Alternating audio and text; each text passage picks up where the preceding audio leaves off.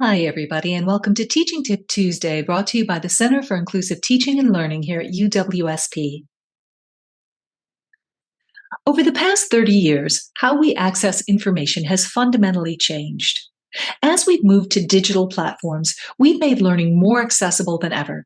In spite of this, digital content is not universally accessible. In this three-part video series, I'll explore first why, as instructors, you should be creating accessible material. Then, what you should be doing to achieve minimum acceptable accessibility standards for your digital materials. And finally, some of the more advanced considerations for digital accessibility that could benefit your courses. Digital accessibility means making digital content so that all people, regardless of disability status, can acquire the same information, engage in the same interactions, and enjoy the same services in effective and integrated ways with substantial ease of use. It's about lowering barriers that make accessing information difficult for those with disabilities.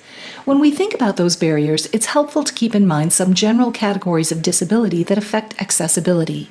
Those are motor disabilities, visual or auditory disabilities, and neurodivergence.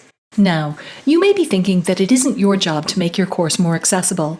You may think that the Disability Resources Center should be doing this, but that isn't strictly true. DRC provides accommodations for students with disabilities, but accommodations aren't synonymous with accessibility. Both are ways that we improve access to course materials for learners with diverse needs. Accessibility is proactive. Making an accessible course involves removing potential barriers to student success during the design of a course and course materials. This provides equality of access for everyone without the need for adaptation to specific needs of diverse learners. Accommodations are reactive and involve altering elements of a course on a case-by-case basis to make them more accessible to specific students. This provides additional support to those whose needs are not otherwise met in a course. That DRC can provide accommodations doesn't absolve instructors from making their courses as accessible as possible. So, what benefits flow from making your course materials more accessible? First, beginning with accessible content eliminates the need for a lot of ad hoc accommodations, which saves time, effort, and money. Second, it promotes student privacy. With accessible course materials, students don't need to disclose their disability status to be able to access those materials. Imagine how this impacts students' sense of belonging in your course, and how much you can remove from a student's emotional load if you make it so that they don't have to go out of their way and fight to be able to access the materials that you give them.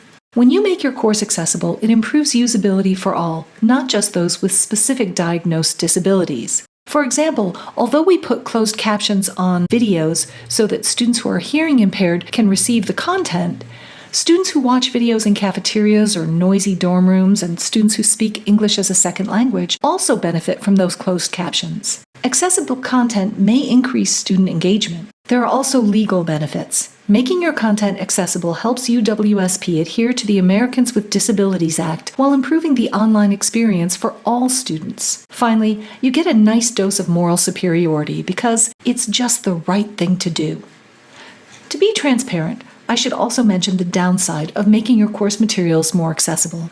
First, converting materials you've been using to accessible formats takes work, so you may have to apply more effort up front in your course to ensure that your materials are accessible. Second, you may have to rethink courses that you've taught before to ensure that they really are accessible to all of your students. In general, I'd say that the time you save in granting ad hoc accommodations will be greater than the time you spend making your course more accessible.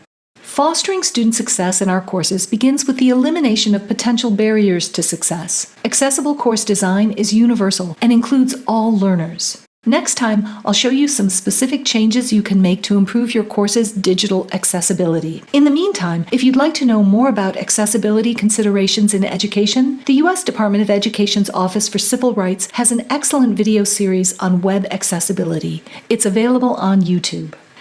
And that's this week's teaching tip, brought to you by the Center for Inclusive Teaching and Learning here at UWSP, your one-stop shop for teaching support. Visit our website to schedule a consultation for help with course design, learning activities, assessment, or pedagogy.